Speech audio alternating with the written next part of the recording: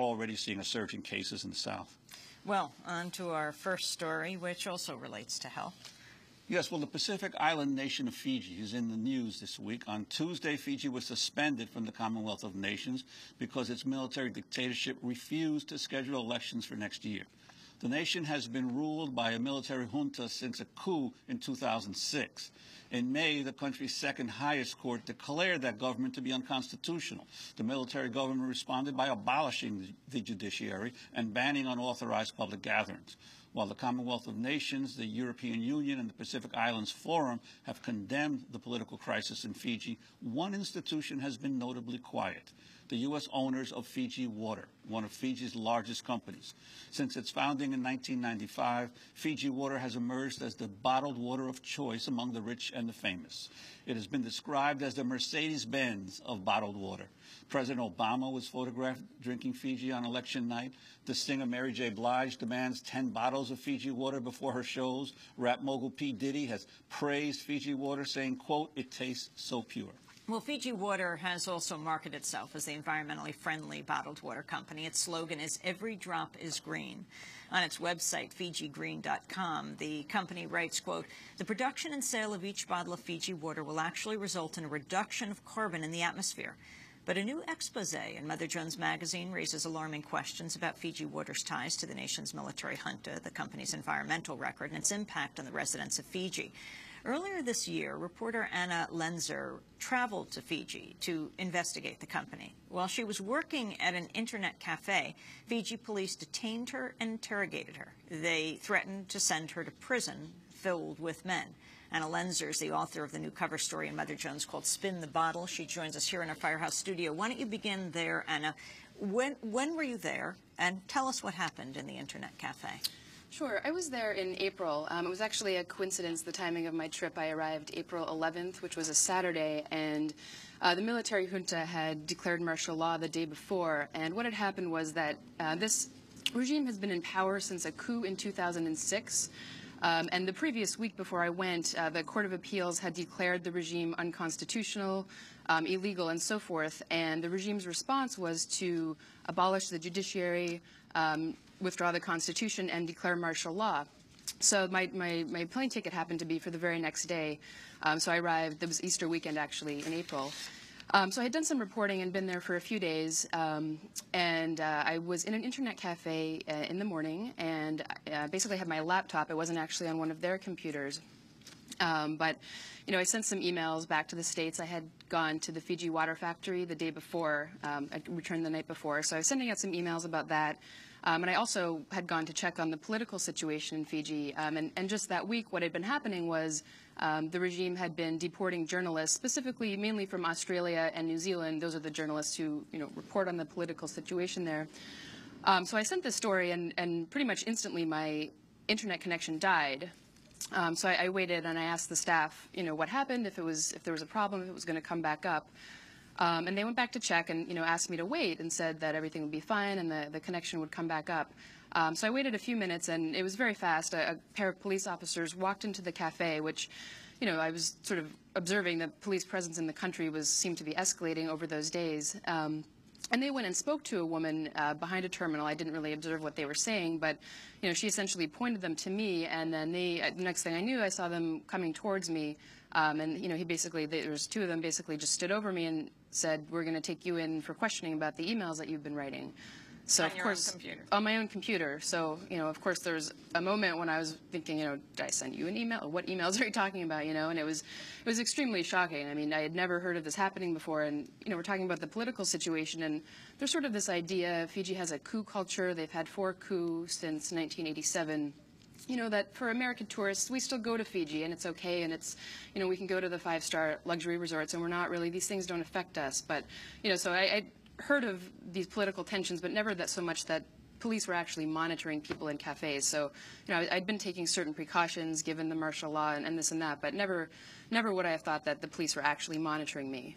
So that was how they picked me up, and essentially then they just escorted me. We took all my stuff, and the police station, the central police station in Suva, was right around the corner. So that's where we went for a couple hours. But you said that they specifically asked you whether you were representing some other water company and you were trying to somehow or other blemish the reputation of Fiji.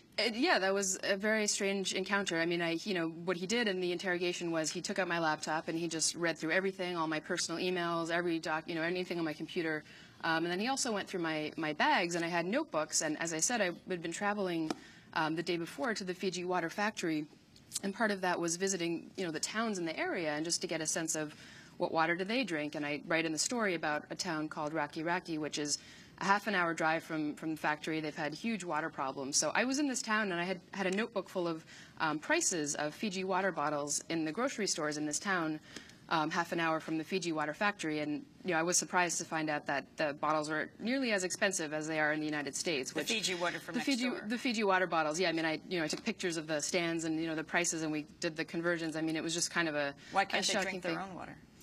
There's a whole host of problems with Fiji's water supply problems. I mean, obviously there's a choice of what people are going to drink, but in this one town, Raki Raki in particular, I mean, I had a Lonely Planet, a travel guide, and it literally said, this Raki Raki water is deemed unfit for human consumption.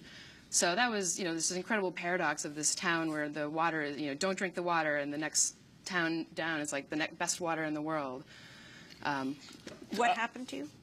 What's that? And what happened to you when you were in detention? Yeah, so he saw the prices where I had written down the costs, and yeah, at that point he basically accused me of some kind of corporate espionage. I mean, he really did not like that. He basically, I quoted in the story, what he said was, it would be really good to come here and, hurt Fiji Water's business, wouldn't it? Who do you work for? And he just, the interrogation was just through the cycle of like, who are you? And I had my passport and my press credentials.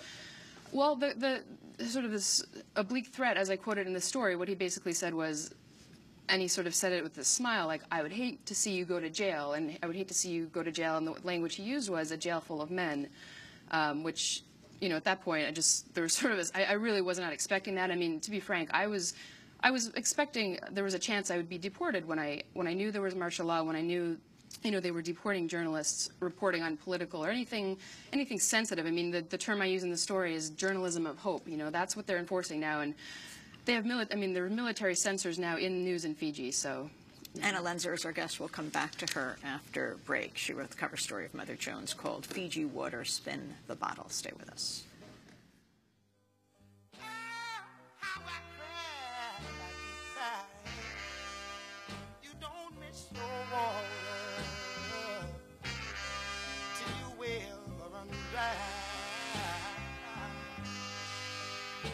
I kept you crying,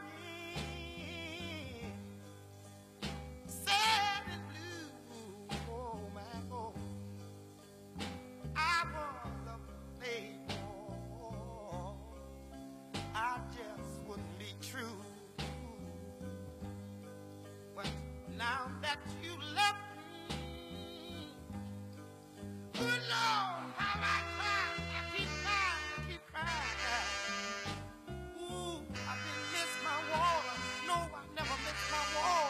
Till my well run dry. I sit here and wonder how in the world this could be. Oh man, I never thought you'd ever leave me. Otis Redding, you don't miss your water till the well runs dry. This is Democracy Now!, democracynow.org, The War and Peace Report. I'm Amy Goodman with Juan Gonzalez. Our guest is Anna Lenzer, wrote the cover story of Mother Jones magazine this month. It's called Fiji Water, Spin the Bottle. Juan? And I'd like to ask you, tell us a little bit about the history of how Fiji Water developed on this remote group of islands in the Pacific, and how important is it to the economy, and what you found about its relationships with the government? Right. Well, its evolution is pretty fascinating. It started in 1995, and it really started as a luxury product. It was started by a gold mining and real estate mogul named David Gilmour, and he really created this product as a luxury, niche product for the elite. I mean, it was, it did not do traditional advertising. It was placed in five-star hotels, movies. It really shunned this traditional route of a Dasani or these other brands. So it really started off as this luxury, and we quote some of the various ways they had of doing that. David Gilmour frequently would call it living water. A big part of the marketing was this idea that Fiji comes from before the Industrial Revolution, and so it's this water from hundreds of years ago, and we